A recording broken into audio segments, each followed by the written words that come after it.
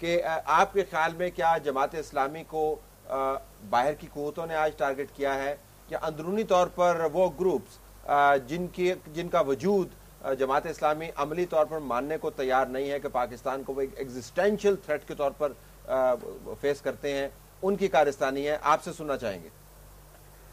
دیکھیے، پہلی بات تو یہ ہے کہ جو ذمہ داریاں حکومت کی ہیں وہ ذمہ داریاں اس کا جواب دہی حکومت ہی سے ہو رہی ہے۔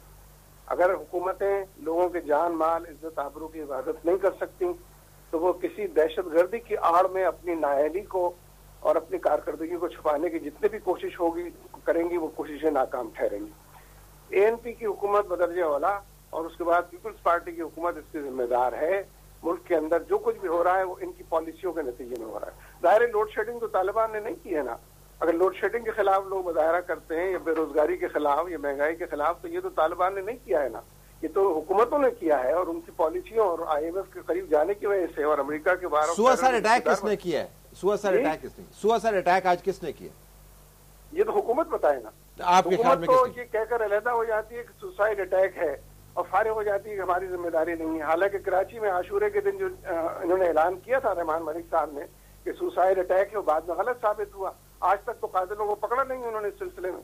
جو 12 مئی کے واقعات تھے اس میں کسی کو نہیں پکڑا ہے، جو 9 اپریل کے واقعات تھے اس میں سب حکومتوں میں شریک ہیں۔ اگر آپ کو آج اس وقت منور صاحب لائیو پروگرام میں جتنے بھی لوگ دیکھ رہے ہیں ان کو یہ بتانا ہو کہ بحیثیت امیر جماعت اسلامی آج کے واقعے میں مبینہ طور پر کون لوگ ملوث ہو سکتے تو آپ ان کو کیا کہیں گے؟ نہیں، میں تو سمجھتا ہوں کہ اے این پی کو جواب دہی کرنی چاہیے۔ اے این پی یہ کہ فارغ نہیں ہو سکتی کہ ہماری پالیسی یہ اور اس کی ان کی پالیسیوں کے نتیجے میں یہاں تک ہم پہنچے ہیں۔ ڈرون طیاروں کے حملے طالبان تو نہیں کرا رہے ہیں، ظاہر ہے کہ یہ حکومتیں کرا رہی ہیں اور اس پر خوش بھی ہیں اور مطمئن بھی ہیں۔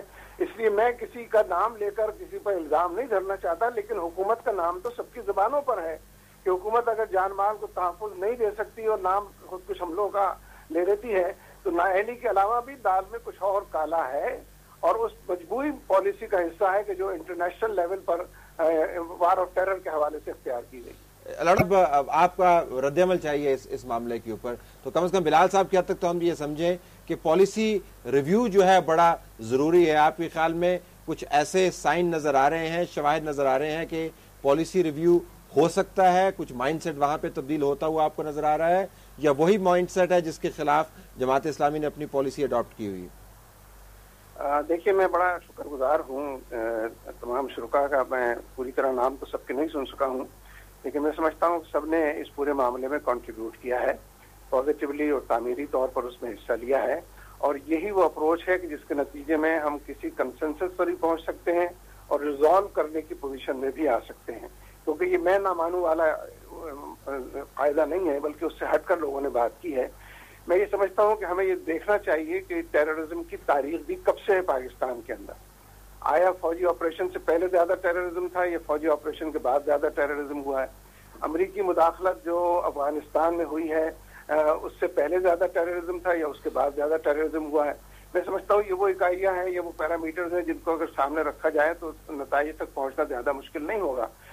ہم یہ سمجھتے ہیں کہ یہ war of terror from the day one یہ ہماری جنگ نہیں تھی، یہ امریکہ کی جنگ تھی، اور یہ کسی دہشت گردی کو ختم کرنے کے لیے نہیں تھی، نہ جمہوریت کی بساط بچھانے کے لیے تھی، بلکہ عالم اسلام کے خلاف تھی، مسلمانوں کے وسائل پر قبضہ کرنے کے لیے تھی، عراق کی اینٹ بجا، یعنی ویپنز آف ماس ڈسٹرکشن کے نام پر جتنا بڑا جھوٹ بولا ہے امریکہ نے اور ہم نے بھی اس کا ساتھ دیا ہے۔ منور صاحب، ایک اسپیسیفک سوال ہے، آپ قطع کلامی ہو، اسپیسیفک سوال یہ ہے، آپ کی نظر میں پاکستان کے اندر اندرونی طور پر دہشت گردی کا کوئی مسئلہ ہے یا نہیں ہے؟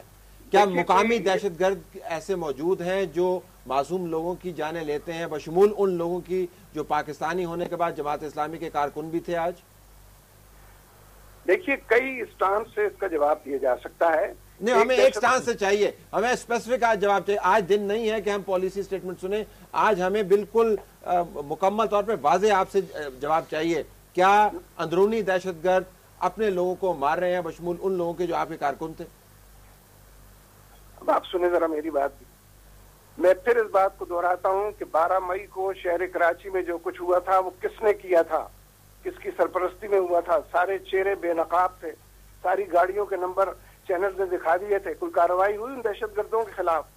9 अप्रैल को वकड़ा को जिंदा जलाया गया था कराची के अंदर, उन दहशत गर्दों के खिलाफ कोई कार्रवाई हुई? उससे पहले 12 रबीउल अव्वल को निश्तर पार्क में उलमा का कत्ल आम हुआ है, कोई कार्रवाई हुई उसके खिलाफ?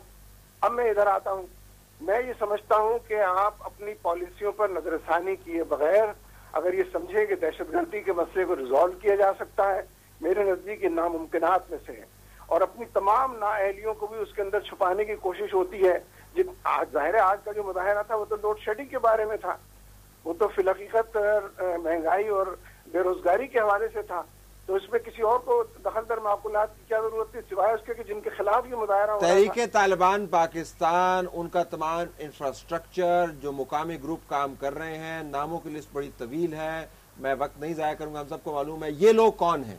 ये फौज बताए जिन्होंने ये, देखिए ना, ISPRE का प्रेस रिलीज है ना जो चारों तरफ छपता है, बढ़ता है और नशर होता है, तो फौज बताए ये तहरीक तालिबान पाकिस्तान किसने बनाई है, कौन इसकी सरपरस्ती करता है।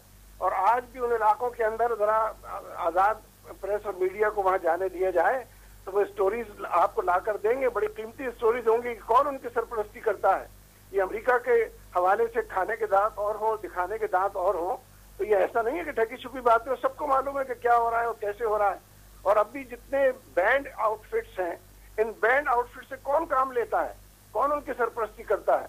इसलिए इतनी ना बड़ा पाकी दामा की कायद वाला मामला है और मख्ते में बार बार सुखन कुस्तराना बात आती है, उसका भी हवाला मैं देने को तैयार हूँ।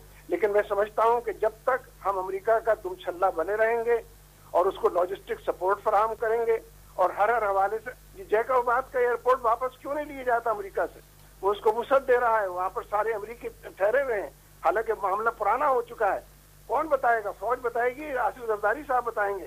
जैकबाद का एयरपोर्ट किसके कब्जे में है? दहशतगर्दी तो जन्म लेगी। पैदा होता है अमल के नतीजे में।